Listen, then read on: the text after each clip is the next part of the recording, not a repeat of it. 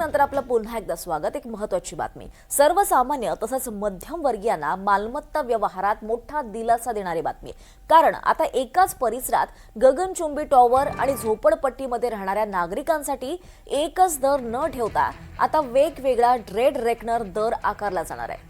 परिसरातल्या उपलब्ध सुविधांनुसार ready reckoner दरांचं वर्गीकरण करण्यात येणार आहे। महसूल मंत्री चंद्रशेखर बावनकुळे यांनी ही घोषणा केली आहे। मुंबई शहरात मायक्रो झोनिंगसाठी Maharashtra remote sensing application centre या सर्वेक्षण संस्थेची नियुक्ती करण्यात आली आहे। मुख्यमंत्री देवेंद्र फडणवीस यांच्या सूचनेवरून राज्यात 3 टप्प्यामध्ये मायक्रो झोनिंगसाठी सर्वेक्षण मोहीम हाती घेण्यात येणार आहे।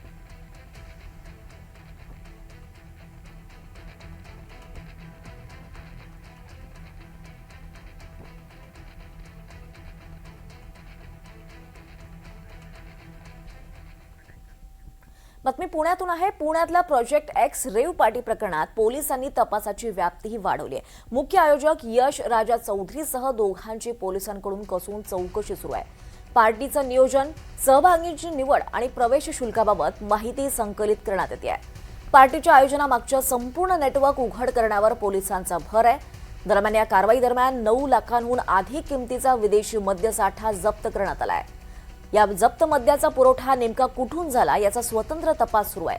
मद्य पुरवठादार आणि संबंधित साखळींचा शोध घेण्याचा प्रयत्न सुरू आहे। तर या प्रकरणातील इतर आयोजक आणि संबंधित व्यक्तींची सुद्धा चौकशी सुरू आहे। रेव पार्टीच्या आर्थिक व्यवहारांची सुद्धा पोलिसांकडून पडताळणी केली जाते आहे आणि हे संपूर्ण रॅकेट उघड करण्यासाठी पोलिसांची बहुआयामी चौकशी सध्या सुरू आहे।